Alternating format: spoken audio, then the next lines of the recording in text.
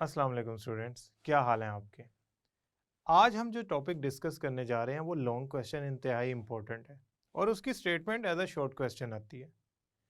आज जो हम टॉपिक डिस्कस करेंगे वो Dalton law of partial pressure है। पार्शियल प्रेशर क्या होता है? अगर नॉन रिएक्टिंग गैसेस को मिक्स कर दिया जाए तो टोटल प्रेशर किस तरह निकाला जा सकता है। किसी गैस का पार्शियल प्रेशर टोटल प्रेशर के जरिए और मोल फ्रैक्शन के जरिए कैसे फाइंड किया जा सकता है, ये सब बातें आज के टॉपिक में हम डिस्कस करेंगे। तो चलते हैं जॉन डाल्टन के लॉ ऑफ पार्शियल प्रेशर की तरफ। स्टूडेंट्स, आज हम Dalton law of partial pressure पढ़ने जा रहे हैं। जॉन डाल्टन ने बहुत सारी गैसेस के मिक्सचर्स को स्टडी किया। ऐसी गैसेस जो नॉन रिएक्टिंग है, यानी कि जो आपस में रिएक्शन नहीं करती। फॉर एग्जांपल नाइट्रोजन और ऑक्सीजन ऑर्डिनरी कंडीशंस में ये आपस में रिएक्शन नहीं करती। ऐसी गैसेस और इन जैसी बहुत सी गैसेस का जब उन्होंने डिफरेंट एक्सपेरिमेंट्स के जरिए स्टडी किया तो उनको अंदाज़ा हुआ कि जो टोटल प्रेशर लग रहा है वो असल में इंडिविजुअल प्रेशर से रिलेट किया जा सकता है। आज हम गैसेस के मिक्सचर के टोटल प्रेशर को किस तरह फाइंड किया जा सकता है और वो किसके इक्वल है, इस बारे में डिस्कस करेंगे Dalton law of partial pressure के अंदर। असल में Dalton law of partial pressure mixture of gases के टोटल प्रेशर को बताता है कि किस तरह निकाला जा सकता है। सबसे पहले तो हम इसके जो पार्ट 1 है यानी कि पार्शियल प्रेशर, इसको देखते हैं ये होता क्या है। पार्शियल प्रेशर समझने के लिए हम ऐसा करते हैं, एक कंटेनर लेते हैं। ये कंटेनर का वॉल्यूम है 1 dm³ और इसके ऊपर एक मूवेबल पिस्टन लगा हुआ है। इसका टेम्परेचर है 30 डिग्री सेंटीग्रेड, यानी कि रूम टेम्परेचर के करीब इसका टेम्परेचर है। इसमें दो गैसेज हैं, gas A and gas B. मैंने इन दोनों गैसेस को इसके अंदर मिक्स किया है। ये दोनों गैसेस नॉन रिएक्टिंग है, यानी कि ये आपस में रिएक्शन नहीं कर रही। ये ऐसी गैसेस नहीं है जो रिएक्शन करके कोई नई प्रोडक्ट बना रही हैं। हो सकता है वो प्रोडक्ट लिक्विड हो सकता है वो प्रोडक्ट सॉलिड हो, जिसकी वजह से जो हमारा टोटल प्रेशर है वो डिस्टर्ब हो जाए। जब मैंने इन गैसेस को मिक्स करना है तो इस बात का ख्याल रखना है कि जो मैं गैसेस ले रहा हूं they should be non reacting. अब मैंने क्या किया, इनका प्रेशर मेजर किया जो ये मिक्सचर ऑफ गैसेस लगा रहा है। से वो आया 400 torr. Torr is a unit of pressure. हमने ये टॉर 400 टॉर इसका प्रेशर मेजर कर लिया। अब मैंने क्या किया, किसी तरह इसमें से गैस बी निकाल कर, इस कंटेनर में से गैस बी निकाल कर इस कंटेनर, इसी साइज के कंटेनर के अंदर फिल कर दी। Now this is a cylindrical container which has same volume as first cylindrical container 1 dm³ और इसका टेम्परेचर भी 30 डिग्री है। अब मैंने क्या किया, इसके साथ प्रेशर गेज लगाई तो मुझे पता लगा ये गैस जब सेपरेट होती है मिक्सचर से तो ये जो प्रेशर लगा रही है वो है 200 टॉर। ये इंडिविजुअल गैस का प्रेशर है, ये मिक्सचर ऑफ गैसेस का प्रेशर था। ये इंडिविजुअल गैस का प्रेशर पार्शियल प्रेशर कहलाता है। तो partial pressure is what? It is actually pressure of individual gas. It is pressure exerted by individual gas of a mixture. ये मिक्सचर था, इसमें से एक गैस निकाली, उसका अलग से प्रेशर मेजर किया उन्हीं कंडीशंस पे, उन्हीं वॉल्यूम पे, तो हमारे पास उसी टेम्परेचर पे, तो हमारे पास जो प्रेशर आया that would be called partial pressure. अब स्टूडेंट्स, पार्शियल प्रेशर की तो समझ आ गई आपको कि ये एक गैस का इंडिविजुअल प्रेशर है। अब हम चलते हैं अपनी लॉ की तरफ, उसकी स्टेटमेंट पढ़ते हैं। According to this law the total pressure exerted by mixture, जो टोटल प्रेशर पीटी लगाता है मिक्सचर, किसका? नॉन रिएक्टिंग गैसेस का मिक्सचर। अब नॉन रिएक्टिंग गैसेस क्या होती हैं? ऐसी गैसेस जो रिएक्शन नहीं करती। वो इक्वल होगा, किस चीज के इक्वल होगा? सम के। किन चीजों के सम के? इंडिविजुअल पार्शियल प्रेशर्स के, उन गैसेस के जो वो मिक्सचर बना रही हैं। फॉर एग्जांपल, अगर मैं इस सिलेंडर के अंदर मौजूद दो गैसेस का जो पार्शियल प्रेशर है, यानी कि partial pressure of A, partial pressure of B add कर लूंगा तो मेरे पास टोटल प्रेशर आएगा। इस स्टेटमेंट को समझने के लिए हम ऐसा करते हैं, एक कॉमन एग्जांपल लेते हैं। एयर, हमारे इर्द गिर्द जो एनवेलप ऑफ एयर है, एटमॉस्फेयर में जो एयर फिल हुई हुई है, ये एक्चुअली बहुत सारी गैसेस का मिक्सचर है और अंडर ऑर्डिनरी कंडीशंस वो रिएक्शन भी नहीं करती। हाँ, हमने पोल्यूटेंट्स ऐड करके जो एयर की क्वालिटी है वो ज़रूर डिस्टर्ब कर दिया, उसमें रिएक्टिविटी, फॉर एग्जांपल हम सल्फर के ऑक्साइड इंट्रोड्यूस कराएं तो वो रिएक्टिविटी इंट्रोड्यूस करवा सकते हैं मिक्सचर के अंदर, बट समहाउ हम लेते हैं एयर का मिक्सचर। एयर जो टोटल प्रेशर अप्लाई करेगी वो होगा पीटी, किसका? एयर का। वो किसके इक्वल होगा? उसके कंपोनेंट्स के पार्शियल प्रेशर के। अब उसके कंपोनेंट का पार्शियल प्रेशर क्या हो सकते हैं? पहली बात है एयर के कंपोनेंट्स क्या होते हैं। एयर के अंदर nitrogen around 78%, oxygen around 21%, argon, carbon dioxide, water vapours और इसके अलावा सम टाइम कुछ पोल्यूटेंट्स वगैरह होते हैं।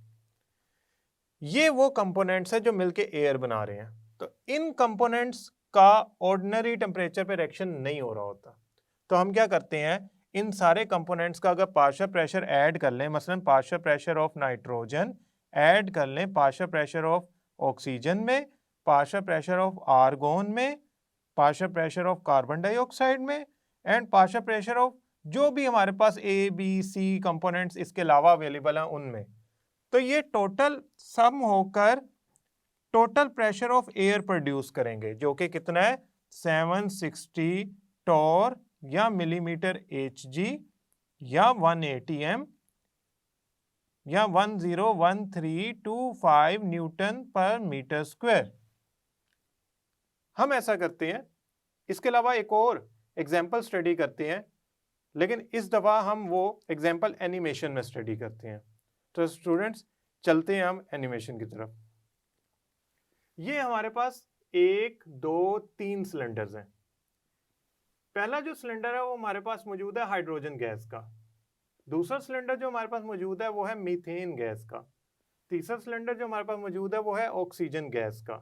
और ये 4 सिलेंडर एम्प्टी है, खाली है, हम इसमें फिलिंग कर सकते हैं। अभी हाइड्रोजन, मीथेन और ऑक्सीजन इंडिविजुअली प्रेजेंट है अपने अपने कंटेनर में। हाइड्रोजन जो प्रेशर लगा रही है वो है 400 टॉर। कैसे पता लगा? गेज से। जो मीथेन प्रेशर लगा रही है वो है 500 टॉर और जो ऑक्सीजन प्रेशर लगा रही है वो है 100 टॉर। अब ये इनके इंडिविजुअल प्रेशर्स हैं। कब?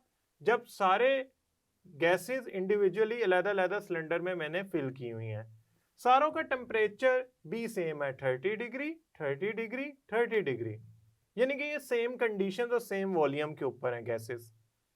आप देख सकते हैं मीथेन के नंबर ऑफ पार्टिकल्स ज्यादा हैं, तो नंबर ऑफ पार्टिकल्स ज्यादा होंगे तो नंबर ऑफ कोलिजन्स भी ज्यादा होंगी।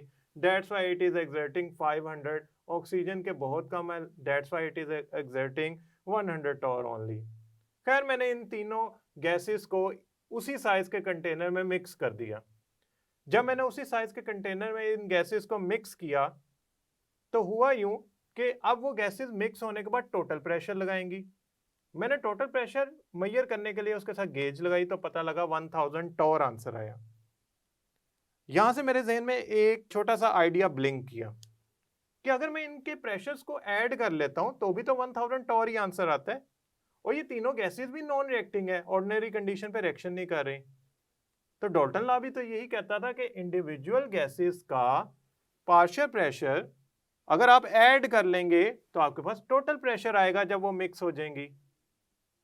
यहां आपने एक बात याद रखनी है कि जो मैंने 3 गैसेस ली हैं, हाइड्रोजन, मीथेन और ऑक्सीजन, इनकी अमाउंट का भी डिफरेंस है, जो हम नेक्स्ट डिस्कस करने जा रहे हैं कि किस तरह नंबर ऑफ पार्टिकल या मोल्स आपके अमाउंट जो मॉलिक्यूल्स की गिवन होती है वो इंडिविजुअल गैस का पार्शियल प्रेशर चेंज कर सकती है। स्टूडेंट्स अब ऐसा करते हैं, हम इनको मैथमेटिकली लिखते हैं। देखें, टोटल प्रेशर इक्वल होगा partial pressure of hydrogen plus partial pressure of methane plus partial pressure of oxygen के। ये 3 हमारे पास पार्शियल प्रेशर हैं। अब मैंने जो मेजर किया था पार्शियल प्रेशर हाइड्रोजन का वो था 400 टॉर, जो मैंने मीथेन का मेजर किया था वो था 500 टॉर, और जो मैंने मेजर किया था ऑक्सीजन का वो था 100 टॉर।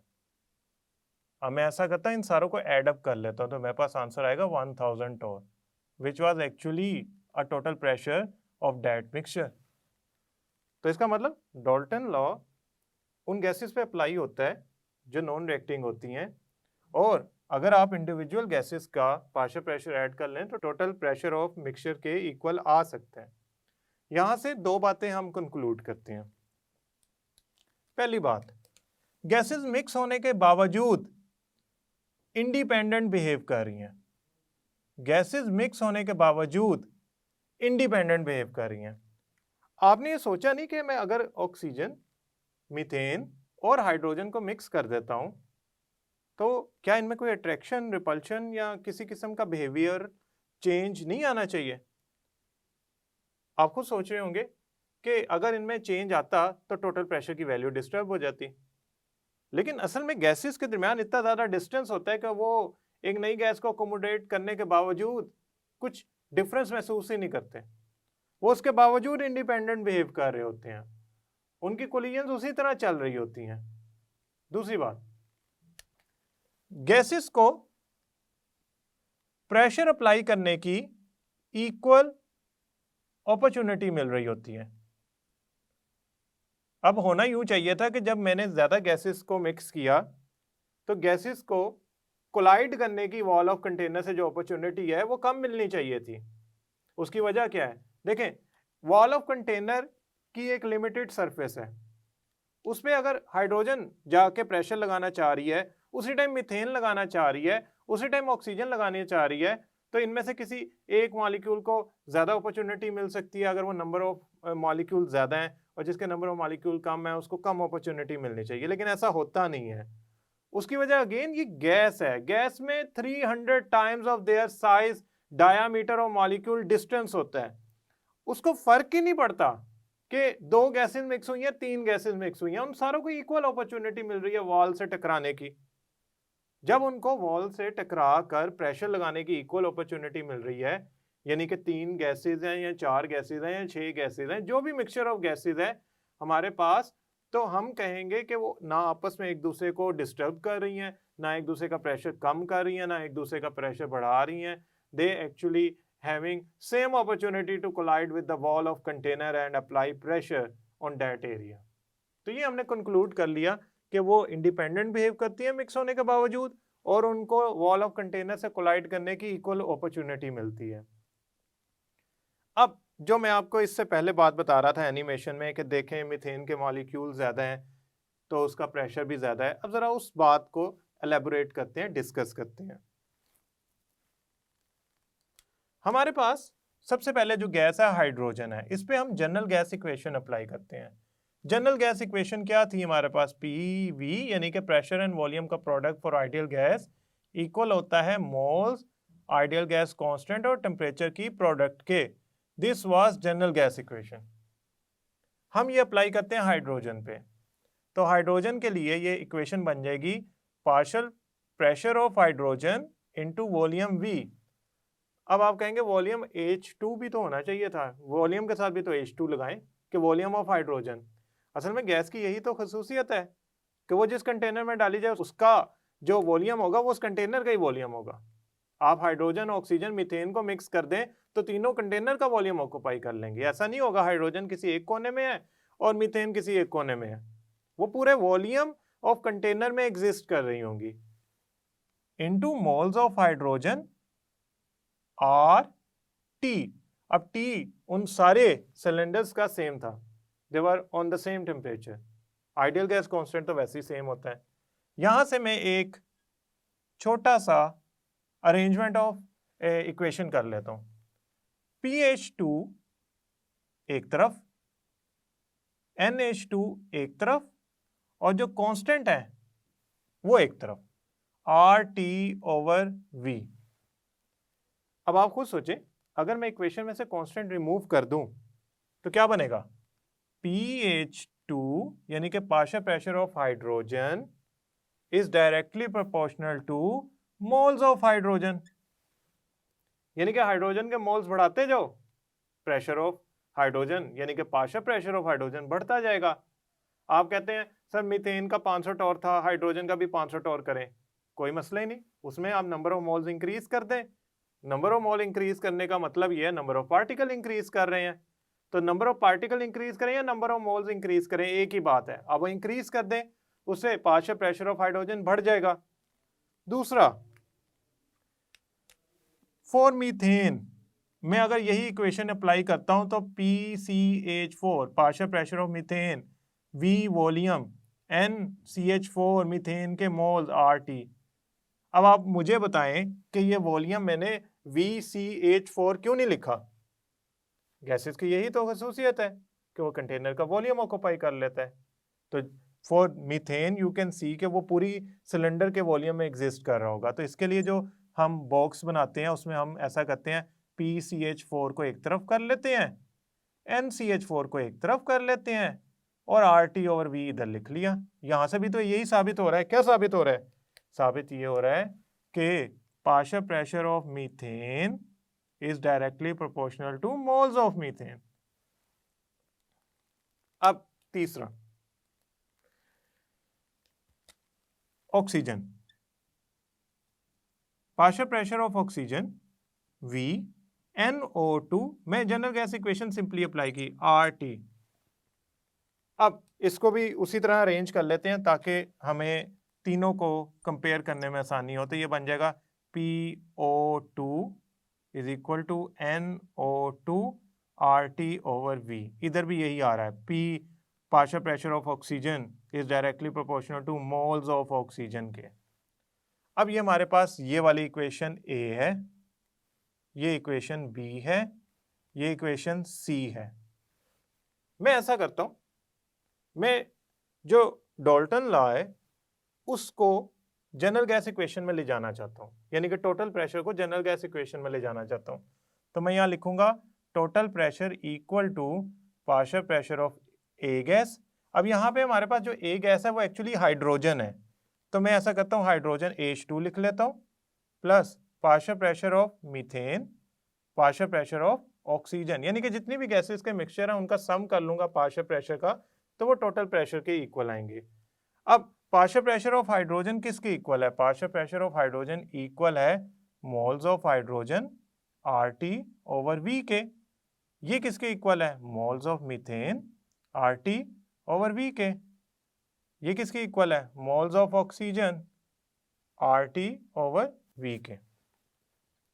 अगर आप इस इक्वेशन को गौर से देखें तो इसमें RT ओवर V तो कॉमन आ रहा है, तो मैं ऐसा करता हूं इसको कॉमन ले लेता हूं RT ओवर V। अब बाकी क्या बचा?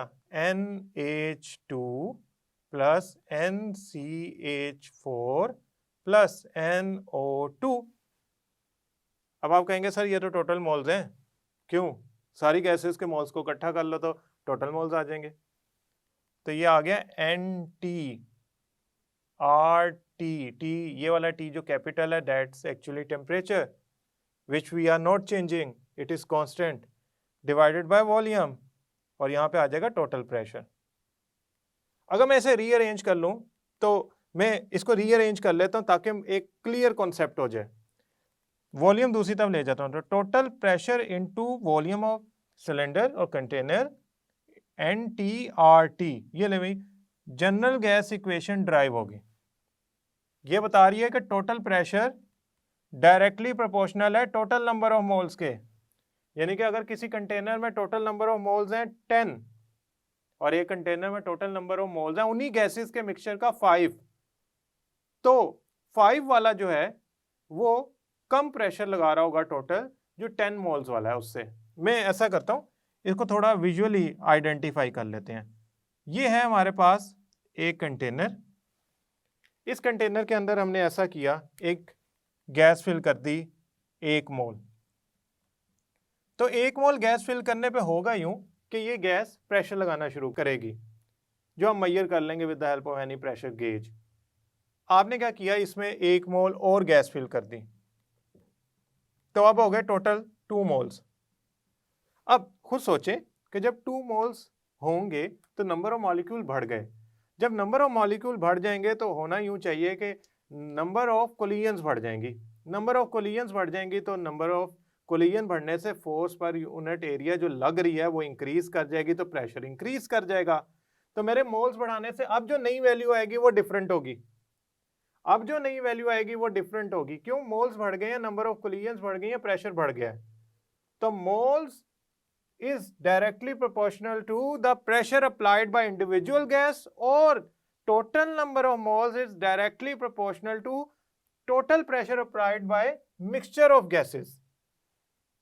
अब स्टूडेंट्स, इंतहाई इंपॉर्टेंट शॉर्ट क्वेश्चन जो बोर्ड में अक्सर आता है कि आप पार्शियल प्रेशर को किस तरह कैलकुलेट कर सकते हैं अगर आपके पास मोल्स और टोटल प्रेशर गिवन हो। हम ऐसा करते हैं कि दो गैसेस लेते हैं, ए और बी, जो ये ली थी। ए गैस के जो मोल्स हैं वो है Na, और जो ये पार्शियल प्रेशर लगा रही है वो है Pa। बी गैस लेते हैं। बी गैस जो मोल्स रखती है वो है Nb, और जो वो प्रेशर अप्लाई कर रही है वो है Pb। अब आप कहेंगे सर अगर मुझे इसका पार्शियल प्रेशर कैलकुलेट करना हो या Pa partial pressure of A calculate करना हो और मुझे टोटल प्रेशर पता हो और मुझे ये भी पता हो कि कितने मोल्स हैं मेरे गैस के जो मैं जिसका पार्शियल प्रेशर निकालने जा रहा हूं, तो क्या करेंगे हम करेंगे यूं कि हम एक इक्वेशन ड्राइव करते हैं जो शॉर्ट क्वेश्चन में आती है कि partial pressure of any gas A और बी इक्वल होगा टोटल प्रेशर और मोल फ्रैक्शन की प्रोडक्ट के जिस गैस का पार्शियल प्रेशर निकाल रहे हैं। यहां पार्शियल प्रेशर किसका निकाल रहे हैं? ए का। मोल फ्रैक्शन किसकी होगी? ए की। अब मोल फ्रैक्शन क्या होती है? मोल फ्रैक्शन, मोल फ्रैक्शन का मतलब होता है किसी कंपोनेंट की मोल फ्रैक्शन अगर आप कैलकुलेट करने जाएं तो moles of that component divided by total moles. से वो कंपोनेंट है x, तो मोल फ्रैक्शन हो जाएगी x, यहां पे लिख देंगे x। अगर वो a है तो moles of a component divided by total moles वो इक्वल हो जाएगी XA। तो mole fraction is nothing but a ratio of given component moles divided by total moles. तो यहां पे XA का मतलब है मोल फ्रैक्शन। मैं लिख देता हूं मोल फ्रैक्शन ऑफ ए। अब मैं इसको फाइंड करने का तरीका बताता हूं। ये किस तरह ड्राइव हुई? Partial pressure of A, partial pressure of A जैसा ये पार्शियल प्रेशर ऑफ हाइड्रोजन था वो इक्वल होता है volume moles of A R T के। अब आप कहेंगे सर टोटल प्रेशर इक्वल होता है PTV एंड TRT के। ये इक्वेशन नंबर 1 है, ये इक्वेशन नंबर 2 है। मैं ऐसा करता हूं इन दोनों को डिवाइड कर देता हूं। अब आप फौरन जो कांस्टेंट्स हैं उनको कट कर देंगे। ये लें, जैसे ही आपने कांस्टेंट को कट किया तो आपके पास जो आंसर आया वो आया PA over PT is equal to NA over NT। आप कहेंगे सर ये तो मोल फ्रैक्शन है, moles of A divided by total moles, तो लिख लेते हैं PA PT और यहां पे क्या आ गया? यहां पे आ गया XA, मोल फ्रैक्शन ऑफ ए। ये वैल्यू असल में XA है। क्यों? Moles of A divided by total moles. अब अगर आप PT को दूसरी तरफ ले जाएं तो बन जाएगा PA is equal to XA into PT, a product of total pressure multiply by mole fraction of that component will give you the pressure of that gas in mixture. B के लिए भी सेम वही करना पड़ेगा। क्या करना पड़ेगा? सिर्फ हमें जहां पे A लिखा हुआ है वहां पे B लिखना पड़ेगा। वो कहता है कि आप पार्शियल प्रेशर ऑफ बी निकालें with the help of total pressure. तो क्या करना पड़ेगा स्टूडेंट्स? पहले तो हमने प्रूव किया कि partial pressure of A equal होता है total pressure multiply by mole fraction of that component. अब हम क्या करने जा रहे हैं? अब हम प्रूव करने जा रहे हैं कि partial pressure of B equal होगा total pressure multiply by mole fraction of B. अब मोल फ्रैक्शन ऑफ बी भी वही होगा जो ए के साथ हुआ है। क्या? Moles of B component divided by total moles, mole fraction of B बन गई। इसको फाइंड करते हैं। हम करते हैं बी पे general gas equation apply, P B into V N B R T. अब आगे क्या आएगा, इसको डिवाइड करते हैं, टोटल प्रेशर की जनरल गैस इक्वेशन थे एन टी आर टी, इसको इससे डिवाइड किया तो ये कैंसिल हो गए, पीछे क्या बचा हमारे पास, P B over P T N B over N T. अब ये हिस्सा आप फौरन कहेंगे ये तो मोल फ्रैक्शन है, इसे मोल फ्रैक्शन लिखें, तो ये हो गया mole fraction of B. P T इधर डिवाइड हो रहा है, दूसरी तरफ जाके मल्टीप्लाई हो जाएगा, तो P T into mole fraction of B equal होगा पार्शियल प्रेशर ऑफ ए के। तो हमने ये दो डेरिवेशंस कर ली। पहली कि पार्शियल प्रेशर ऑफ ए अगर निकालना हो मिक्सचर में से तो कैसे निकालेंगे, total pressure multiply by mole fraction. तो कैसे निकालेंगे कि हम पार्शियल प्रेशर ऑफ बी को निकालने के लिए जो general gas equation for B है उसे डिवाइड कर देंगे टोटल प्रेशर से और आपका आंसर आ जाएगा। अब स्टूडेंट्स यहाँ पे आपका शॉर्ट क्वेश्चन आता है डाल्टन लॉ की स्टेटमेंट। आप उसमें एग्जांपल दे सकते हैं हाइड्रोजन, मीथेन और ऑक्सीजन की, या एयर की फॉर एग्जांपल, एक आप इसमें एग्जांपल फिल कर सकते हैं। उसके बाद वो पूछ सकता है कि what is relation between partial pressure and moles, they are directly proportional to each other. अगर मोल्स बढ़ाएंगे तो पार्शियल प्रेशर बढ़ जाएगा। फिर वो ये करेगा कि पी ए पी बी यानी कि partial pressure of A partial pressure of B, ये दो इक्वेशन ड्राइव करने का वो पूछ सकते हैं। स्टेप्स आपने पूरे करने हैं, मोल फ्रैक्शन की इंफॉर्मेशन देनी है आपने, और इस बात का ख्याल रखना है कि जब आप डाल्टन लॉ अप्लाई कर रहे हो तो आप टेम्परेचर चेंज नहीं करेंगे, आप कंडीशंस नहीं चेंज करेंगे, वॉल्यूम नहीं चेंज कर देना कि आपने जो इंडिविजुअल कंपोनेंट्स लिए थे वो 1 लीटर में लिए थे और जब आपने उनका मिक्सचर बनाया तो वो 10 लीटर के कंटेनर में बना लिया। ऐसा नहीं करना, आपने वॉल्यूम, टेम्परेचर और जो उस पर एक्सटर्नल प्रेशर लग रहा है इन कंडीशंस को नहीं छेड़ना। आपने जो सिर्फ चेंज करनी है कंडीशन वो ये है कि आपने सेम जो कंटेनर्स थे उनकी गैसेस को मिक्स कर देना उसी साइज के कंटेनर के अंदर। Then you need to find out कि टोटल प्रेशर और इंडिविजुअल प्रेशर्स का क्या रिलेशनशिप है। स्टूडेंट्स, पार्शियल प्रेशर की डेफिनेशन, स्टेटमेंट ये और कैलकुलेशन ऑफ पार्शियल प्रेशर ये इंतहाई इंपॉर्टेंट शॉर्ट क्वेश्चंस हैं और ये एमसीक्यू आता है कि आप मोल्स और पार्शियल प्रेशर में क्या रिलेशन समझते हैं, क्या मोल्स बढ़ाने से पार्शियल प्रेशर बढ़ जाएगा या कम होगा, इससे रिलेटेड किसी किस्म का न्यूमेरिकल तो नहीं, एमसीक्यू आ जाता है।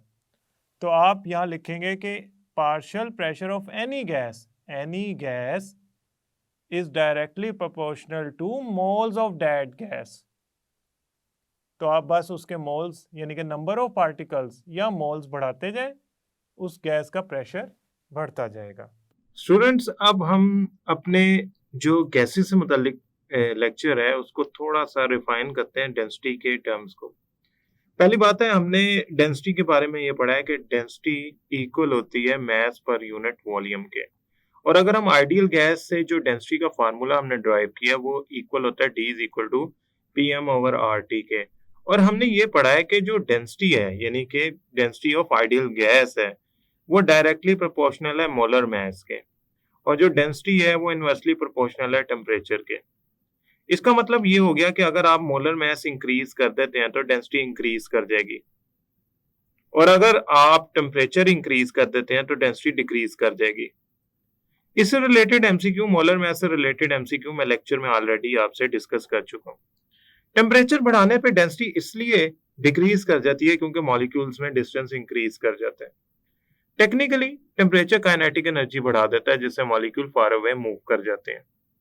आप एक बात याद रखिएगा कि डेंसिटी ऑफ गैसेस जो है वो सॉलिड और लिक्विड से 1000 टाइम कम होती है। तो हमने एक चीज का अंदाजा लगाए रखना, ये बहुत छोटी वैल्यू है। ओके, अब ये तो बेसिक हमने एक यूं समझ लें आपको ओवरव्यू दिया है उस लेक्चर का। अब जरा हम चलते हैं अपने एमसीक्यूज की तरफ। सबसे पहला MCQ, in which of the following units density of gases are measured. Density of gas किस में मेजर की जाती है? अब इस बात को समझने के लिए जरा हम यहाँ पे एक बॉक्स बनाते हैं। ये आपके सामने एक बॉक्स है, ये है 1 cm क्यूब का बॉक्स। इसमें थोड़े से गैस मॉलिक्यूल आएंगे, लेकिन अगर मैं 1 डीएम क्यूब का बॉक्स बनाऊंगा तो वो बॉक्स डेफिनेटली इस बॉक्स से तकरीबन यूं समझ लें कि 1000 गुना बड़ा होगा, तो उसमें ज्यादा गैस मॉलिक्यूल आ जाएंगे, यानी कि ज्यादा ग्रामेज आ जाएगी गैस की। ग्राम पर सीएम क्यूब में जो वैल्यू आएगी डेंसिटी की वो बहुत थोड़ी आएगी, और ग्राम पर डीएम क्यूब में एक्चुअली हमने डेंसिटी को गैसेस की मेजर करना होता है, क्योंकि वो बहुत छोटी वैल्यू है। अगर हम बहुत छोटी वैल्यू को यूज करें, फॉर एग्जांपल एक गैस है एक्स, उसकी जो डेंसिटी आ रही है ग्राम पर सीएम क्यूब में वो आती है 0.001 ग्राम पर सीएम क्यूब। तो आप इस तरह की वैल्यूज को हैंडल करना आपके लिए मसला होगा। लेकिन अगर आप इन्हीं वैल्यूज को डीएम क्यूब में लिखेंगे, मसलन ग्राम पर डीएम क्यूब में ले जाते हैं, तो ये वैल्यू एक नॉर्मल नॉमिनल रेंज में आ जाती है और ये यूजेबल हो जाती है। फॉर एग्जांपल अगर मैं इस वैल्यू को ग्राम पर डीएम क्यूब में कन्वर्ट करूं तो ये बनेगी 1 ग्राम पर डीएम क्यूब। सो गैसेस की डेंसिटी हम ऐसी यूनिट्स में लेते हैं जो यूजेबल हो। इतनी छोटी वैल्यू ना हो कि हम उसे किसी न्यूमेरिकल वैल्यू से मल्टीप्लाई करें और उस न्यूमेरिकल वैल्यू को जो एक्सप्रेशन है वो इतना डिफिकल्ट टू अंडरस्टैंड हो जाए जो हमारे लिए मसला हो। वैसे भी 9th क्लास में आपने जो स्टेट्स ऑफ मैटर का चैप्टर है उसमें गैसेस की डेंसिटी में पढ़ा हुआ है आपने कि जो डेंसिटी का यूनिट है फॉर गैसेस वो ग्राम पर डीएम क्यूब लिया जाता है। So technically we are selecting gram per dm cube for the density of gases. Now students, let's find out the density of oxygen gas. In second MCQ, we are going to find the density of oxygen gas at 2 atm 200 Kelvin. उसके लिए मुझे ये सारा remove करना पड़ेगा ताकि मैं आसानी से उसको लिख सकूं। अब स्टूडेंट, डेंसिटी का फार्मूला क्या था? D is equal to PM over RT। अब आप कहेंगे प्रेशर का तो हमें पता है 2 atm, ओके, मोलर मास हमें बताया नहीं, हाँ, लेकिन ऑक्सीजन गैस का तो पता है आपको।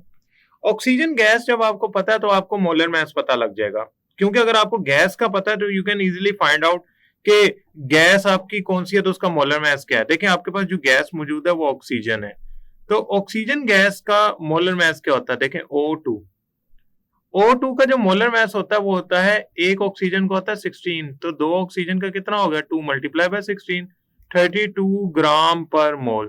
So technically we are using the value 32 gram per mole on molar mass.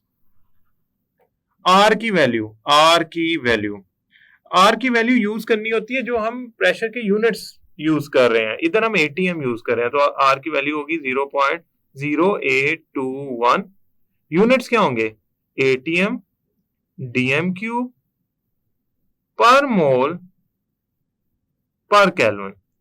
और स्टूडेंट्स, टेम्परेचर कितना है हमारे पास गिवन? टेम्परेचर 200 केल्विन गिवन है, तो यहाँ पे आ जाएगा 200 केल्विन। अगर हम इसे कैलकुलेटर पे सॉल्व करेंगे तो हमारा जो आंसर आएगा ना वो ग्राम पर डीएम क्यूब में आएगा। उसकी वजह क्या है आप गौर से देखें। एटीएम से कैंसिल हो गया, ठीक है, आपका जो मोल है वो मोल से कैंसिल हो गया, केल्विन से कैंसिल हो गया, तो पीछे ग्राम और डीएम क्यूब ये 2 यूनिट्स बच गए, तो हमारा जो भी आंसर आएगा वो ग्राम पर डीएम क्यूब में आएगा। सो लेट्स कैलकुलेट के ये आंसर आता क्या है? 3.89। अब स्टूडेंट्स इसको अगर मैं राउंड ऑफ कर लूं सिंगल वैल्यू तक तो ये आएगा 3.9 आंसर ग्राम पर डीएम क्यूब में। सो हमारा 1 भी नहीं है, हाँ बी ऑप्शन है, बी ऑप्शन हमारा आंसर है, क्योंकि राउंड ऑफ करके 3.89 को इन्होंने 3.9 लिखा हुआ है। सो हमारा यहाँ पे जो आंसर आएगा वो 3.9 आएगा फॉर दिस एमसीक्यू। तो इस तरह हमने एक सिंपल सा एमसीक्यू भी सॉल्व किया और ये भी देखा कि यूनिट कैसे डेवलप होते हैं डेंसिटी के। स्टूडेंट्स, मुझे उम्मीद है ये लेक्चर आपको कॉन्सेप्चुअली समझ आया होगा और इसमें मुख्तलिफ शॉर्ट क्वेश्चंस और मुख्तलिफ इंपॉर्टेंट पॉइंट्स भी समझ आए होंगे।